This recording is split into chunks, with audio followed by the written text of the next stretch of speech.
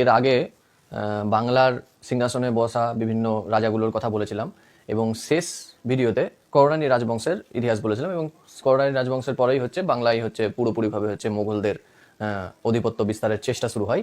তো এই কররানী রাজবংশের সময়ে হচ্ছে মোগলরা প্রথম হচ্ছে বাংলা একটা ঘাঁটি নির্মাণ করে নেয় এবং এই ক্ষেত্রে হচ্ছে একটা সম্প্রদায়ের কথা আসবে, সেটা হলো বারো ভূঁইয়া সম্প্রদায়।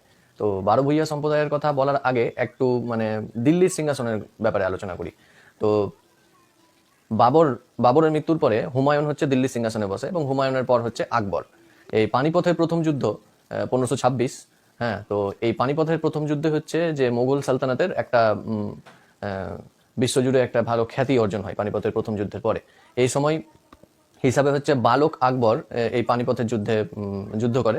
অ্যাকচুয়ালি হচ্ছে তাকে সমর্থন করে হচ্ছে বৈরাম খাঁ, যার সেনাপতি, যাকে আকবর খান বাবা বলে ডাকতো। তো পানিপথের যুদ্ধের পরেই হচ্ছে আকবর দিল্লি সিংহাসনে বসে এবং পুরো ভারতবর্ষে নিজের সাম্রাজ্য বিস্তারের আকাঙ্ক্ষা লাগে। এবং এই সময় হচ্ছে সব থেকে বেশি আকবরের যে জায়গায় নজর পড়ে সেটা হলো বাংলা। এবার বাংলাতে নজর পড়ার পরে বাংলার সুবেদার বা বাংলার একরকম বাংলার দায়িত্ব দেয় হচ্ছে টোডরমলকে, অর্থমন্ত্রী, আকবরের অর্থমন্ত্রী টোডরমলকে। এবার টোডরমল হচ্ছে বিভিন্নভাবে হচ্ছে বাংলা দখলের চেষ্টা করতে শুরু করে।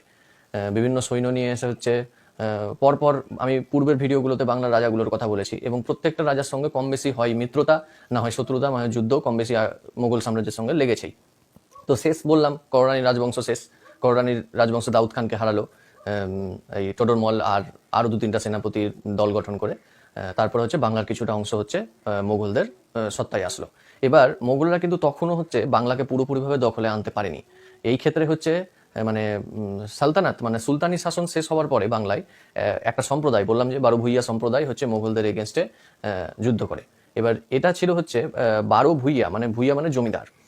অনেক সময় হচ্ছে অনেক ঐতিহাসিকবিদ এটাকে বারো ভূঁইয়া বলে না, বড় ভূঁইয়া বলে। হ্যাঁ, হচ্ছে যাদের একটা এমন এক জমিদার যার হচ্ছে নিজস্ব সৈন্য সামন্ত থাকবে এবং অস্ত্রশস্ত্র মজুদ থাকবে, সব ভূঁইয়াদের মধ্যে বড়। এরকমই হচ্ছে বাংলার বিভিন্ন জায়গার একটা করে জমিদার ছিল। এই সবটি 12টা জমিদারের কে মিলিয়ে হচ্ছে বারো ভূঁইয়া বা বড় ভূঁইয়া। অনেক সময় অনেক ঐতিহাসিকবিদের মতে হচ্ছে 12টা নয়, সেটা 13টা আছে অথবা 14টা আছে। কিন্তু এর মধ্যে হচ্ছে প্রধান প্রধান যেসব ভূঁইয়া আকবরের বিভিন্ন সেনাপতিদের সঙ্গে, আকবর পরপর যখন নিজের সৈন্য এবং প্রধান সেনাপতি হিসেবে এক একজনকে পাঠায় এবং তাদের সঙ্গে বিভিন্ন রকম যুদ্ধ বাঁধে। হ্যাঁ, এরপরেই হচ্ছে এই বারো ভূঁইয়াকে হারানোর পরেই মোগল সাম্রাজ্য পুরোপুরিভাবে বাংলায় আধিপত্য বিস্তার করতে পারে। বারো ভূঁইয়াকে হারানোর পরেই হচ্ছে, পরাজিত করার পরেই হচ্ছে মানসিংহ হচ্ছে তন্ডা থেকে, লাস্ট বলেছিলাম তন্ডা, বাংলার রাজধানী রাজমহলে করে। এবার হচ্ছে আকবরের মৃত্যুর পরে হচ্ছে দিল্লি সিংহাসনে বসে হচ্ছে জাহাঙ্গীর। জাহাঙ্গীর হচ্ছে বাংলার সালতানাতের সুবেদার হিসেবে পাঠায় হচ্ছে ইসলাম খানকে। এই ইসলাম খান হচ্ছে বাংলার রাজধানী থেকে রাজমহল থেকে হচ্ছে ঢাকায় স্থানান্তরিত করে। এবার তার পরবর্তীতে তো জানাই আছে ঢাকা থেকে হচ্ছে মুর্শিদাবাদ হবে। এই ক্ষেত্রে হচ্ছে মুর্শিদ কুলি খান নাম আলোচনা হলো হচ্ছে বারো ভূঁইয়াদের ইন্ট্রোডাকশন। এরপরে হচ্ছে বারো ভূঁইয়াদের টোটালটা, বারো ভূঁইয়া, 12টা ভূঁইয়ার নাম এবং তার কার কার সঙ্গে, আকবরের কোন কোন সেনাপতির সঙ্গে যুদ্ধ হয়েছিল, কে পরাজিত হয়েছিল, এই ব্যাপারগুলো আলোচনা।